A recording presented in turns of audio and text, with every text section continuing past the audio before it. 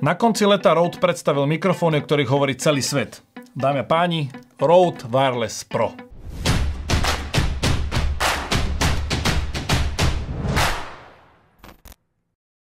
Hneď po pozretí celej prezentácie o nich som si naozaj povedal, že kamoško, tak toto je že absolútny, nie že krok, ale skok vpred. A ak budú fungovať tak, ako ich prezentovali, tak za mňa budú toto top 1 mikrofóny na svete. Poďme si ich samozrejme rozbaliť. Príde vám to v takejto krabičke, kde hneď na úvod vlastne vidíte, že máte dva case. USB-C-čkový kábel, ktorý podporuje nabíjania 60 W a rýchlosť prenosu až 5 GB za sekundu. Už po prečítaní dvoch stĺpcoch na krabici viem, že Rode naozaj túto nešetril tým príslušenstvom, ktoré vám sem dali, a preto by som rád začal caseom na príslušenstvo. Keď si ho ja otvorím, tak vo vrchnej časti máte pripojenie ku kamere, klasický jackový TRS-kový kábel a ďalej tu máte dva káble, C na C alebo C na Lightning, aby ste si tieto mikrofóny vedeli priamo do telefónu zapojiť a ten zvuk vám ťaha priamo cez tieto káble v digitálnej podobe. V tejto vrchnej časti vám sem Rode ešte dáva magnetické úchyty. Veľmi v jednoduchosti toto pripojite na tú klipsňu mikrofónu. Nejakým takýmto spôsobom by som sem pripol ten mikrofón. Mne osobne sa ešte nestala úplne situácia, kde by som tieto magnety potreboval, avšak viem od svojich kolegov kameramanov, že tieto magnety dosť používali. Ukážem vám silu tých magnetov, hej. Naozaj sa nemusíte báť, že by vám ten mikrofón spadol. Čo ďalej máte v balení je takáto Rode handrička. Na prvýkrát som úplne nepochopil, že na čo vám tu v podstate je. Nekúpili ste si okuliare. A na druhú stranu, ak by ste mali nejakým spôsobom zacapkaný ten displej na tom príjimači, tak si ho viete touto handričkou utrieť bez toho, aby ste ho nejakým spôsobom poškrabali. V balení máte aj dva lavalier majky, čo je super, pretože nemusíte si ich nejakým spôsobom dokupovať. Už vám prídu tuto v balení a výrobca teda ráta s tým, že ich budete používať, pretože tie mikrofóny majú ten vstup. Stále nekončíme. A v balení nájdete aj príslušenstvo k týmto mikrofónom. Máte tu dve takéto poveternostné ochrany a takýmto nejakým spôsobom vy si jemne viete vylepšiť ten zvuk, pretože bude ten mikrofón chránený, ak by tam nejakým spôsobom jemne fúkalo v tej miestnosti, kde by ste točili. Ďalej v tom balení máte dve takéto klipsne, ktorými si viete vy pripnúť ten mikrofón a ten mikrofón sem za oblečenie klasicky proste pripnúť. A vďaka týmto krúžkom, ktoré tu máte, si vy viete nejakým spôsobom farebne odlišiť, ktorý mikrofón patrí komu. Nemôže chýbať poveternostná ochrana. Máte tu dva typy. Jeden typ je na tieto lavalier majky, kde si vy to takto jednoducho pripnete a druhý je už s tým samotným pripevnením na ten interný mikrofón. Poďme teda na tú najdôležitejšiu časť a tým je tento case. Toto samo o sebe je charging case na nové Rode Wireless Pro. Zo zadnej strany máte power on button a USB-C plus signalizáciu toho, či vám tie dané mikrofóny nabíja, alebo poprípade je tento charging case vybitý. Síce sa to nazýva charging case, ale nefunguje to iba na nabíjanie. Cez toto USB-C vy si viete priamo z tých mikrofónov vaše nahrané nahrávky kopírovať priamo do počítača. Pri predchádzajúcej generácii Rode Wireless Go 2 ste v podstate mali takéto 3 krabičky a k ním ste mali 3 káble. Každú jednu krabičku ste museli zvlášť napájať. Museli ste k tomu si v podstate dokúpiť nejaký adaptér, aby ste mohli 3 mikrofóny naraz nabíjať. Alebo poprípade ste mohli spraviť to, čo ja, že ste si kúpili takúto krabičku od, dajme tomu, Zixinu alebo rôzne iné značky to ešte mali. Kde vy keď ste tú krabičku otvorili, tak ste si sem takto vedeli v podstate tie mikrofóny zapichnúť a fungovalo to v podstate ako takýto charging case, to nazvime. Takže ste v podstate museli investovať ďalšie peniaze do toho, aby ste to vedeli nabíjať cez jeden kábel. Už pri tejto verzii Pro je najväčšia výhoda, že tento charging case vám vie dvakrát nabiť celý set tých mikrofónov. Samotná výdrž jednej tej krabičky je 7 hodín. Teraz sme sa teda dostali na úroveň 21 hodín nejakého nahrávania, čo je absolútne super, pretože oproti konkurencii tu máte najväčšiu výdrž baterky. Takto nejak teda vyzerá samotný obsah toho charging caseu, nič viac, nič menej. Možno to bude pre niekoho detail, ale Rode napríklad aj zrýchlil zapínanie týchto mikrofónov. Pre takú malú ukážku stlačím power button na oboch naraz. Tu už v podstate vidíte, že Pročko funguje. Až teraz sa mi vlastne zapala Wireless Go 2. Avšak je tu jedno ešte veľmi väčšie zrýchlenie toho používania. Ako náhle ja tú krabičku vyťahnem, v tom momente sa mi zapínajú a párujú. Čiže už teraz vlastne vidím, že na ten príjimač ide ten samotný zvuk. Poďme teda už na samotné predstavenie týchto mikrofónov. Vysielač ako taký oproti predchádzajúcej generácii nie je tam nejaký extra veľký rozdiel v tom dizajne. Čo sa však zmenilo je samotná funkčnosť. Teraz musím povedať jednu vetu, ktorú opakujem v množstve videí. Je veľmi dobré, ak výrobcovia počúvajú používateľov svojich zariadení. Viem, že viac používateľov sa na to sťažovalo v tej predchádzajúcej verzii, vy ste tam nejakým spôsobom pichli ten mikrofón a mohlo sa vám stať, že keď ste ho mali niekde na boku pripevnený, že sa vám nejakým spôsobom uvoľnil, až sa vám nakoniec mohol ten mikrofón vyťahnuť. Pri tej Pro verzii výrobca spravil to, čo sme všetci chceli, vy ten mikrofón zapojíte a viete zašrobovať. V tomto momente ja mám nejaké fyzické uchytenie toho mikrofónu a naozaj s ním môžem robiť čokoľvek, k fyzickému oddeleniu tohto spoju nemôže prísť. Jedne, že by ste to celé vytrhli aj s tým. Ja som videl aj také rôzne alternatívne značky, že v podstate vám spravili nejaký case, kde si vedeli vy ten mikrofón dať a nejakým spôsobom loknúť. Teraz už po tejto verzii mám pocit, že takéto firmy skrachujú. V tejto Pro verzii pridaný jeden button. Ten button v podstate funguje na recording. Pri tej predchádzajúcej verzii ste na to používali ten power button. Vy ste ho stlačili, ten mikrofón vám v podstate takým spôsobom blikol a v tom momente ste vedeli, že asi teda nahrávam. Stlačili ste to znova, mikrofón znova blikol a nejakým spôsobom sa tá nahrávka stopla. Tu už na to funguje tento button, ktorý ja stlačím. Vidím, že sa mi to nahráva. Signál mi ide aj do príjimača, že sa mi to nahráva. Stlačím to znova. Prestane to svietiť na červeno. Viem, že nahrávka sa mi uložila a mám ju tu uloženú interne. Veľký rozdiel je aj čo sa týka interného uložiska. Pri tejto verzii Pro tu máte internú pamäť 32 GB, takže tu môžete nahrávať až 44 hodín. Pri tejto verzii Wireless Go 2 ste na úrovni 8 hodín. Dosah samotného prenosu pri tejto verzii Pro výrobca udáva 260 metrov. Ja by som sa pri týchto mikrofónoch chcel pomenovať trom podľa mňa najdôležitejším veciam, ktoré tieto mikrofóny majú. Poďme hneď na tú prvú a to je Gain Assist. Rode sem v podstate pridalo funkciu, kde vy si viete nastaviť senzitivitu toho mikrofónu na buď manuálnu, že si vy manuálne určujete teda úroveň tých decibelov, ktoré tu máte, a potom máte dve,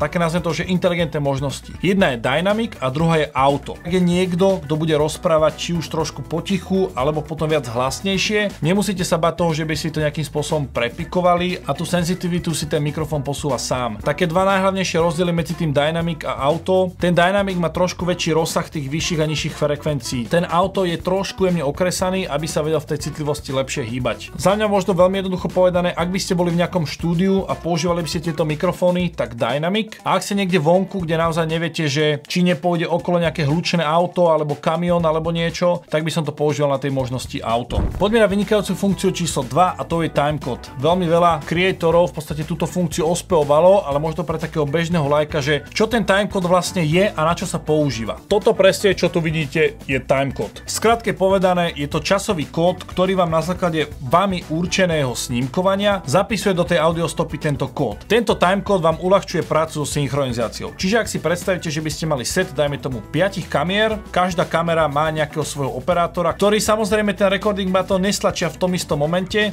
tak tento timecode vám spraví to, že vy keď si tieto zábery nahádžete na timelineu a dáte zosynchronizovať podľa timecodu, on vám spraví presne to, že vám tieto zábery zosynchronizuje na základe tohto kódu. Funguje to veľmi jednoducho, vy si v aplikácii Rode Central nastavíte tento príjimač, aby vám generoval timecode. Samozrejme si viete nastavať rôzne výstupy tohto timecodu už podľa vašej nejakej potreby. Funguje to teda veľmi jednoducho, ja si zapojím tento jackový kábel a už druhú stranu dám do kamery a v kamere, ktoré to samozrejme podporujú, napríklad Blackmagic Pocketa, a ak mám v kamere nastavený freehand tohto timecodu, tak automaticky si kamera načíta tento timecode, ktorý mám v tomto príjimači. Ja môžem takto prísť k jednej kamere, pichnem, načíta mi timecode. Prídem k druhej, pichnem, načíta mi timecode. A v tom momente, keď tam mám ten freerun, čo je v podstate preset, aby vám ten timecode stále išiel, že sa vám nebude zapisovať iba keď nahrávate, ale ide vám stále. Vy si tieto zábery všetky chytíte, dáte na timelineu a automaticky budú zosynchronizované na ten jeden presný bod. To, čo samozrejme musíte mať nastavené, je, aby tento timecode bolo rovnaké snímkovanie, na aké snímkovanie vy budete točiť. Ja tu mám teda nastavených 25 snímkov, pretože toto video točím na 25 snímkov. Má to avšak jednu nevýhodu,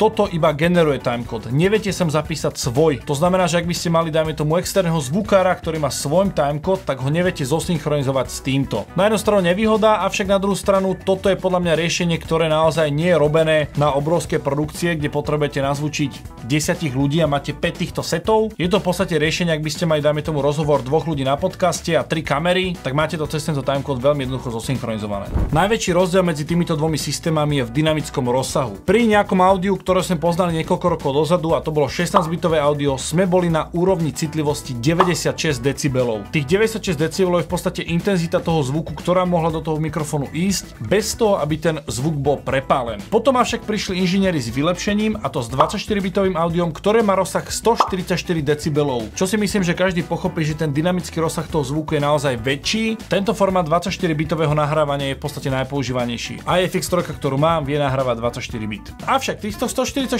decibelov sa vám niekedy stane, že vám niekto nejakým spôsobom prekričí. A aby sa také niečo nestalo, tak tu inžinieri prišli s 32-bitovým floatom, ktorý má dynamický rozsah 1680 decibelov. Čo si ja pamätám, tak sme sa učili, že jedný z najhlučnejších vecí na svete dosahujú nejakých 180 decibelov a to je štart rakety, poprípade nejaká obrovská explózia. Ak by som teda na toto išiel nejakým veľmi sedliackým rozumom, tak by v teoretickej rovine nemalo byť možné tento mikrofón prepikovať. To by som nebol ja, kebyže niečo takéto nevyskúšam. Poďme si teraz spraviť taký malý test. Nastavil som si oba na citlivosť minus 12 decibelov. Takže ak by som nejakým takýmto spôsobom rozprával, tak si myslím, že s tým audiom by nemal byť najmenší problém.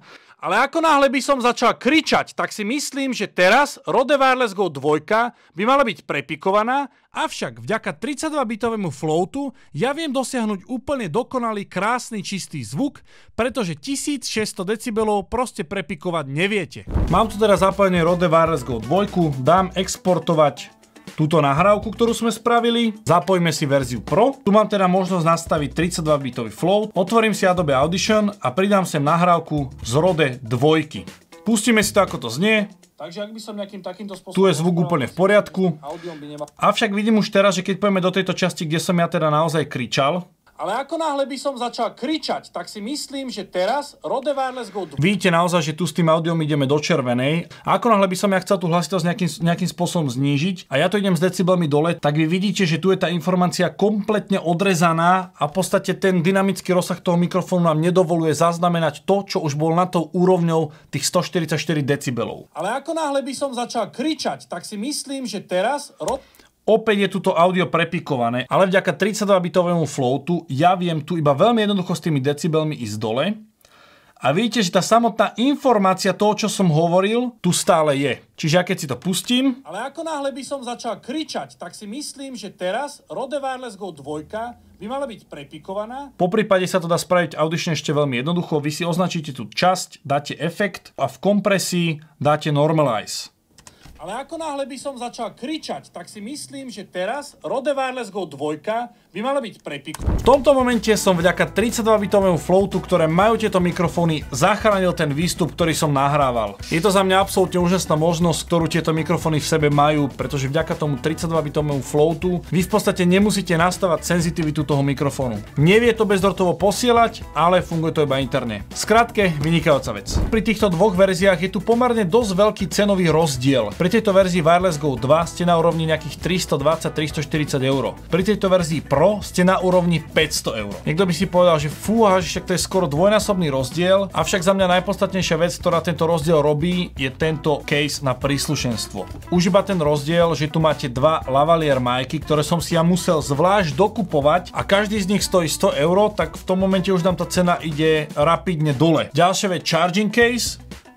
Ja som si ten môj musel dokupovať, stál nejakých 60 eur, ak si správne pamätám. V tom momente ideme znova cenovo dole. Je to síce 500 eur, ale ja osobne si myslím, že tieto mikrofóny naozaj stoja za tú cenu. Viem, že bolo aj pár ľudí, ktorí sa ma pýtali, prečo som sa rozhodol pre tieto Rode mikrofóny, poprípade ešte predchádzajúcu generáciu Rode Wireless Go 2 a nie konkurenciu DJI Mic. Pre mňa to bola úplne jasná voľba. V podstate sú to prvé mikrofóny, ktoré DJI kedykoľvek spravil. Rodečko vyrába mikrofóny už desiatky rokov. Áno, DJI máte technológie a už ten to automatické párovanie, tieto veci malo predtým, ako vôbec vznikla táto proverzia. Avšak proste, keď niekto sa venuje tomu zvuku dlhé roky, tak za mňa som radšej išiel po niečom overenom. Ja ti ďakujem veľmi pekne za sledovanie, ďakujem aj chalanom z Techhouse, ktorým sa podarilo naozaj tieto mikrofóny doručiť čím skôr. Ak sa ti páčia moje videá, môžeš ma podporiť odberom, lajkom a poprípade do komentu napísať, čo ďalej by si chcel odo mňa vidieť. No a my sa vidíme opäť niekedy na budúce. Zatiaľ sa majte a čaute.